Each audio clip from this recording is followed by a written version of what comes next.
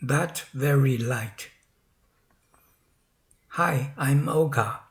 Rehab has entered its 5th month, and those superneurostoming triggered by sitting up, and standing continue.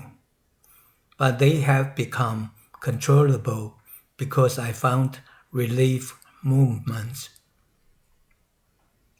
I realized that the body's 60 years of inertial skewness was mistaken for a habitual neutral position, originating from incorrect sleeping position in infancy. That caused the back of my head to skew from left to right, making the left eye position close to the center and triggering right eye visual amblyopia. The definition of alignment is that no sensation is the true alignment. Any sensation means there is still a distance from the correct position. An external skewness also represents misalignment. Oka sighed.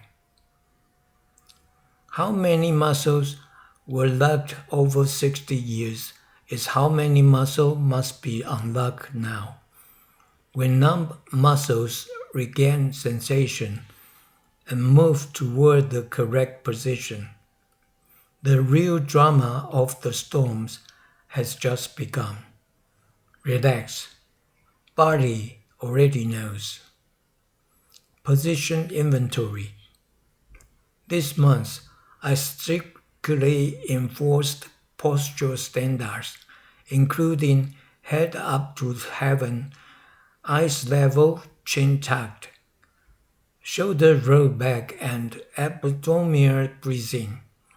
For right eye visual amblyopia, I temporarily closed my left eye to remind the right eye to calibrate, even though the postural inertia still tries to pull the left eye back to the center when closed. When walking, I use 2 walking poles with elbows at 90-degree angles, adopting the diagonal pattern of left paw forward with the right foot following. When the hip drive the thighs and stretch the thigh base. Indoor barefoot walking time can reach 1.5 hours daily, and outdoor walking can reach 20 minutes one way, although the speed is still only 1/3 of a normal person's. Standing without pause can reach 10 to 20 minutes, but the challenge lies in unconsciously tilting my head, shrugging, and locking my knees straight.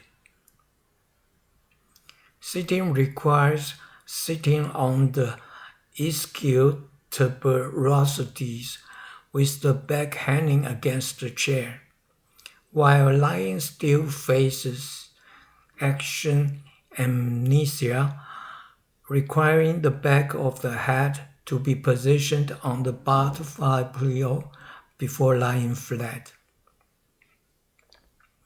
Special conditions. Standing up is difficult, but when encountering sitting pain, standing up becomes the first choice for pressure relief. Although it still hurts, it is much better than the sitting pain. When sitting down, the stimulus of barefoot walking awakens left side muscles, which clash with skewed old skeleton, triggering superneurostoming enough to make the hips tremble, and sparks even flash in the creases of my thigh skin. This storm enveloped me for 2 consecutive weeks until I finally discovered that pressing the fascia around the umbilicus and lower abdomen in a lying position could significantly improve the pain. For the superstorms of sitting up from lying down and standing up from sitting, I'm only rely on walking pose to stand and rock front, back, left, and right to give short-circuited muscle a chance to stagger. Otherwise, it is impossible to even take a step. Auxiliary activities. 5 new movements were added this month. First, expanding the facial massage range before waking up.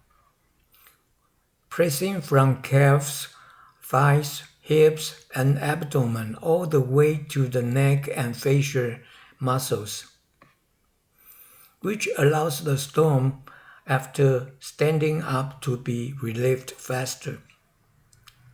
Second is adopting the segmental spinal unloading method while sitting on the bed after waking. Supporting the body with hands behind the back to let the lower spine sink, and then straightening the upper back and leaning the head back once the pain disappears, to let muscle return to position before standing. Third is performing eye movements while leaning the head back, rolling the eyebrows to extreme angles in all directions and holding them still, to achieve deep relaxation through the connection between the oculomotor nerve and the neck. Fourth is rocking the pelvis in a figure-8 pattern, moving sequentially to the left front, left back, right front, and right back, to untie the fascia knots in the expectant row. Finally, when walking, I focus on the hip driving the thigh, and stretching the thigh base to smooth out systemic muscles. Additionally, I continue to segmentally remove dead skin from the creases of my thighs, relieving a segment of pain with every segment removed. Survival instincts inventory. I continue to implement the nutrition concentration strategy, switching dinner to brunch and eating at the turning point of my walk. I maintain 200 grams of protein per meal along with vitamins and probiotics, which has allowed my flesh and weight to rise by 1.5 kilograms to 61.5 kilograms, marking the high-density energy supply as generated a surplus. I practice chewing slowly to mix well with saliva during meals, to increase absorption efficiency and reduce the occurrence of sitting sparks. Stool conditions have transitioned to clear, long logs that are lubricated, representing stabilized gut motility, and I even start to feel hunger in the early morning. Urine presents as fine bubbles mixed with 30% large bubbles. Urine volume has increased to 300 and 400 cc, and the interval between night urination has stretched to 4 hours, requiring me to get up only twice per night. Regarding sleep, although I sleep well, I have enough to experience shallow sleep due to the inability to sleep on my side. New findings and changes. This month, I found a significant increase in activity levels with indoor barefoot walking increasing by 30 minutes daily, Outdoor walking increased by 10 minutes, and the distance for walking with a single pole increasing to 20 meters. After visible physical improvement, my eyes started being able to watch videos, and I can easily help with housework like washing dishes. Quitting smoking has successfully reached 150 days, providing an excellent environment for neural repair. As energy pool levels rise above the survival red line, my brain has begun to generate career imagination for future work, which is a vital psychological resetting signal. Next month, I plan to incorporate the newly discovered oscillatory movement into the fixed routines and audit the progress of forming left and right hand exchange habits. Then is new the way. Things have roots and branches. Nutrition energy absorption is the root of repair, and the increased activity level is the branch after energy surplus. Energy have ends and beginnings. The framework returning to the correct position is the end goal.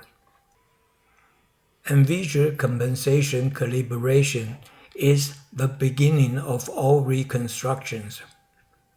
Knowing what comes first and next, fundamental problems like visual and core fascia must be solved first. So the final goal of restoring the original form can be achieved on the energy surplus. Then is near the way. When signals and logic are right, the mechanism is established, and the goal is not far off. Outro. I'm Oka. The sportsman's duty is to observe signals and say to the body, as you wish. My body is my body. Thank you for watching.